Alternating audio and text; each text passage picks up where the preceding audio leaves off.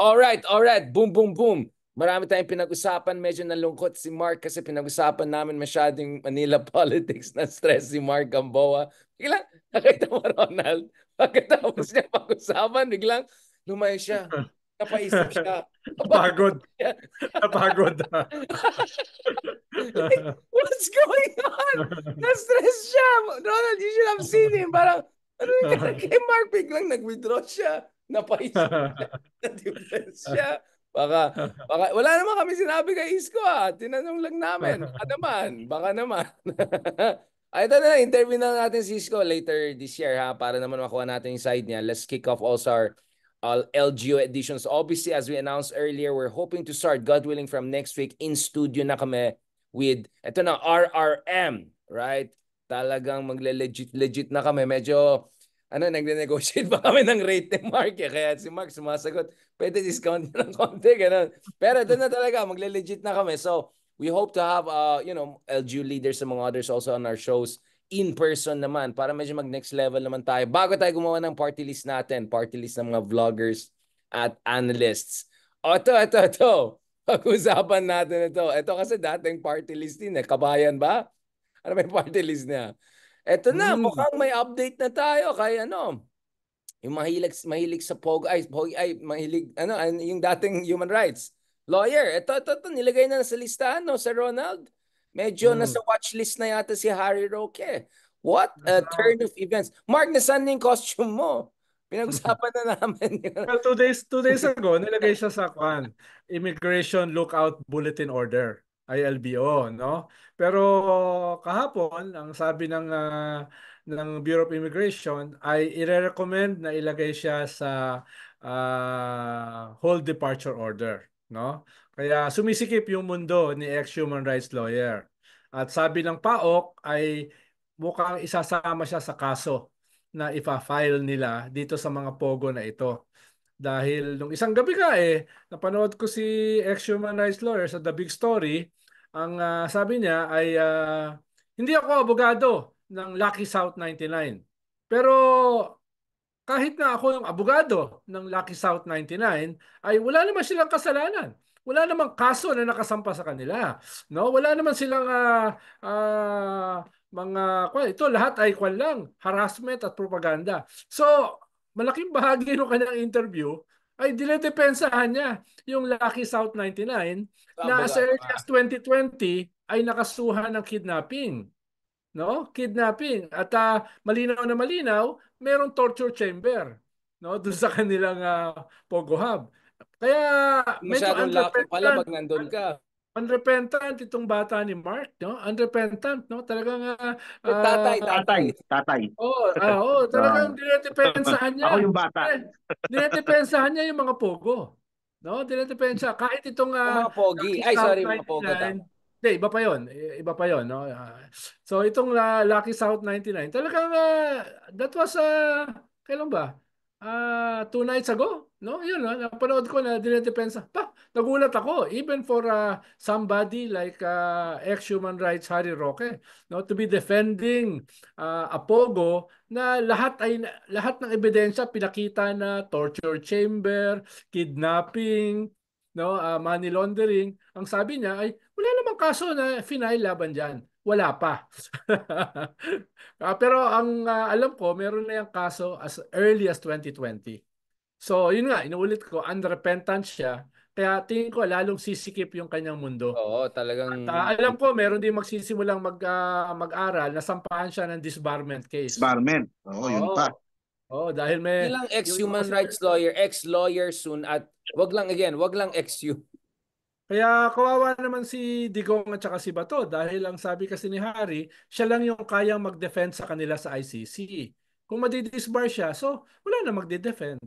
Wala No? na. Oo, wala na magde-defend. Kanina, Mag-vlogger siya, vlogger. just a few hours ago, sabi ni Bato, naglabas siya ng statement na nabalitaan niya na yung 4 dun sa 5 na pinadala ng notice ng ICC, yung 5 kasama si Bato, yung 4 daw doon ay kinausap na ng gobyerno.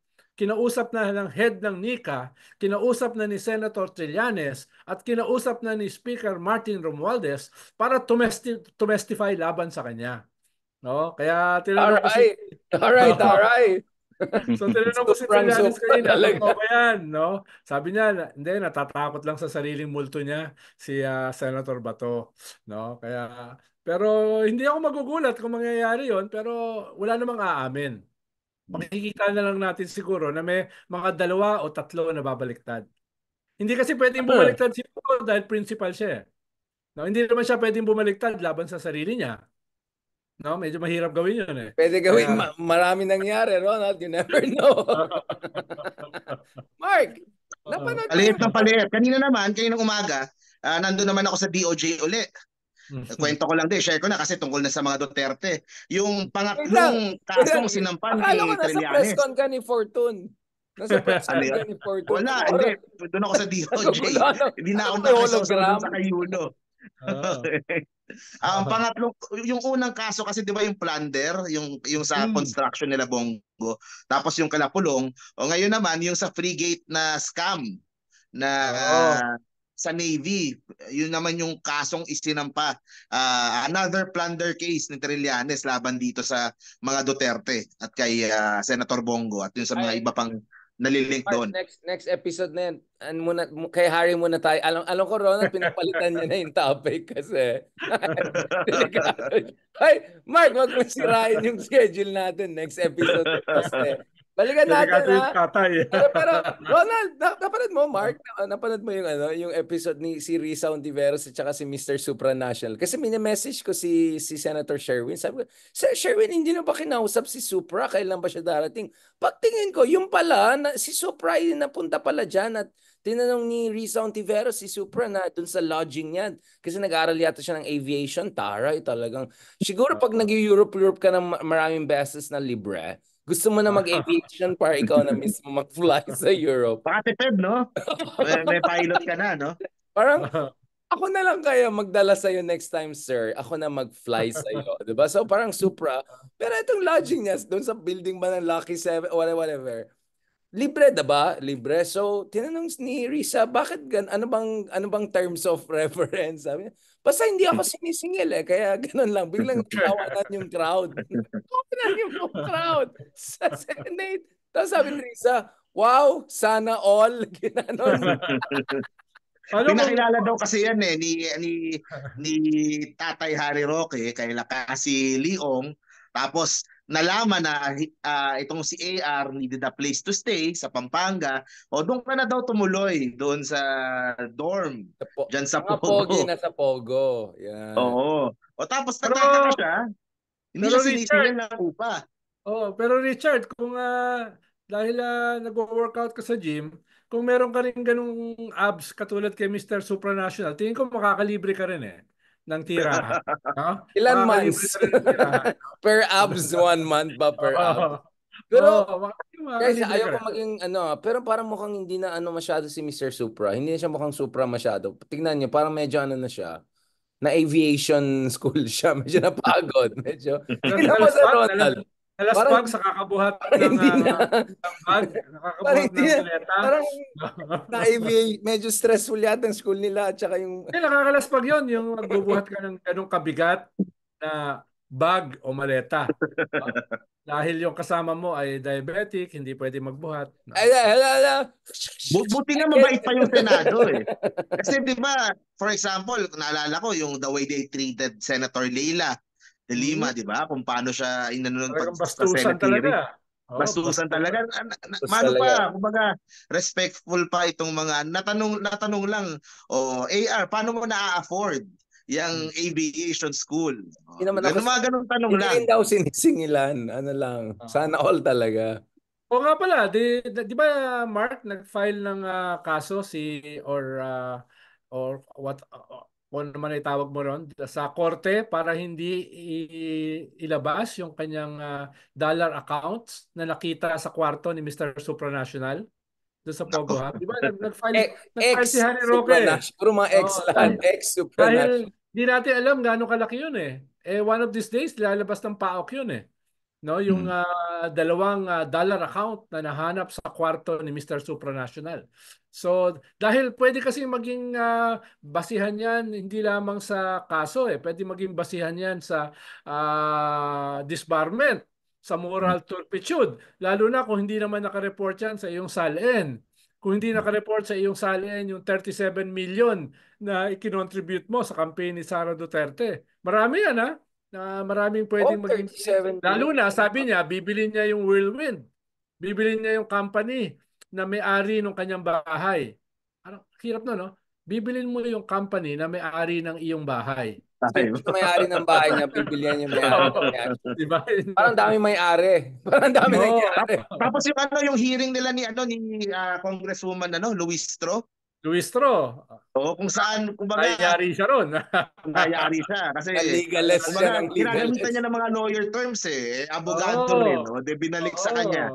Sabi Kaya ni Luistro, nag-trending din yun nung isang araw. sabi ni Luistro, hindi kinakailangan ng kasulatan para masabi na ikaw ay abogado ng Pogo. Dahil the very fact na tumawag ka na 5 beses sa PAGCOR para Lobby. i-represent yung Lucky South at saka itong Whirlwind ay abogado ka nila. Yung dinedenay mo na organizational chart na nakita do sa Pogo Hub ay mukhang yun yung totoo. At hindi kinakailangan ng kasulatan yun. May Supreme Court President yan, no? Na kahit walang kasulatan, kung nire-represent mo siya sa isang meeting, kung nagpa-follow up ka dun sa PAGCOR, meron kang relasyon diyan sa mga pogo na yan. Huwag mo na i-deny. Actually, baka nga, di ba Mark, baka mas nakatulong nga sa kanya, mas lalo siyang hindi napahamak kung inamin na yan, na retainer siya. Dahil kung ikaw ay retainer, hindi ka naman makukulong doon sa kasalanan ng nire-retain mo Di ba? No? Tapos may lawyer, standby ka lang may lawyer-client privilege ka pa. May hindi mo lawyer-client kailangan relationship ngayon, dahil malabo yan, tapos may interlocking directorates itong mga Pogo Hub na meron kang stocks. Yari siya. No? Na meron kang property, na property rin ng Pogo Hub, vulnerable ka. Vulnerable ka na. At yung pagsisinungaling mo ay pwedeng basis sa disbarment. No? Ilang beses ka nagsinungaling No? Lalo na kung masyado ka madaldal, ang dami mong kinikwento. Tapos parang yun sa, di ba Mark, dun sa congressional hearing, 2 beses siyang inamin na bahay niya ito. Bahay ko. Diba? Aking bahay. Aking bahay, di ba? So, hindi ko magets din. Kumbaga, Roque, ganyan kagrabe si Roque going all out para sa kampo ng mga Duterte, para siraan yung administrasyon ngayon and all that, yung mga pulboronic na yan. Pero hindi pa rin siya 100% matanggap ng buong DDS. In the same way na tinatanggap nila si support. Bato. I mean, has any Bongo. Duterte said anything in his support? Walang sumusuporta sa kanya. Even the core. Oo. Di ba dapat lalabas yan sa mga senatorial, kumbaga siya yung nasa front line, siya yung delikadong makasuhan at makulong, pero hindi mo maramdaman yung suporta sa kanya, unlike kay SBG, Senator Bongo, na mataas pa rin sa survey. O kay Bato, nasa loob pa rin naman ng Magic 12. Pero siya hindi gumagalaw Robin Padilla, di ba? Yeah. Robin Padilla, correct. Di ba? So doon ako nagtataka din na ba't kaya ganun? At ang problema ng mga Duterte, kaya nga kahapon ay gumawa na ng letter si Sara, yung thanking the 6 tribes, no? Yung 6 Muslim tribes na sumusuporta sa kanya. At talagang yun yung pinaka-sharpest na banat niya. So next episode na yan, Sir Ronald. Thank you so much. Hindi. Kanina pa kayo. Parang halimbawa lang yan na si Harry Roque kasi wala nang oras para magdepensa sa mga Duterte. Dahil preoccupied siya dito sa pagdepensa sa sarili niya at doon sa mga Pogo Hub na hindi naman siya ang abogado pero dinedepensahan niya. So yung kanyang attention, dati kasi siya ang attack dog di ba? Dati siya yung nagdedepensa, sabi nga ni Mark. Pero ngayon, parang wala na siyang oras dyan Yung oras niya nandito na. Kahit yung kanyang sinuportahan na pulburon video na nandun siya mismo sa Los Angeles, di ba? Nandun siya mismo sa Vancouver, nandun siya mismo sa East Coast. Ay parang hindi na niya binibida ng husto ngayon. aside dun sasabihin na ito ay political harassment. Ito ay isang conspiracy laban sa kanya. Parang May nabasa nga ako oh, sa Ronald Richard na nagagalit daw yung ano kasi nagagalit sila doon kay Yulo tsaka doon sa nanay. Kasi daw yung attention ng tao doon napunta. Paano naman tong pulboronic na video namin? Wala na Walang pumapansin. pumapansin eh. Walang Diba? pumapansin. Paano Kaya naman yung Team meron Chloe silang bagong tayo, Team witness, di ba? Chloe. Meron silang yung babae. O meron silang ano, parang hindi tuloy napapansin dahil dito sa issue nila Yulo. Ano pa naman kayo? Ba't yan ang pinapansin nyo? So yung parang pulburon, nabasa ko lang yun. yung pulburon fell flat naman talaga. No, hindi na siya tumagal ng 2 araw. Mas ang tumatagal pa itong ex-girlfriend ni Tony Boy Florendo. Kaso, yan yung tinamaan nitong kay Yulo. Yan yung tinamaan. Dahil ang taas ng traction yan eh. Bago nangyari itong mga chismis about kay Yulo eh. Taas ng traction eh. Nakakita ko eh. 500,000 views, 600,000 views. No? Ngayon, medyo hindi na napag-uusapan. Alright, that's a perfect segue to our next episode. Pag-usapan natin yung mga brilliant oratorical ni Baste. Pag-usapan natin yung mga ni Buljak. At saka, sino bang susunod kay Flavor of the Month? Pag-usapan natin dan in the next episode.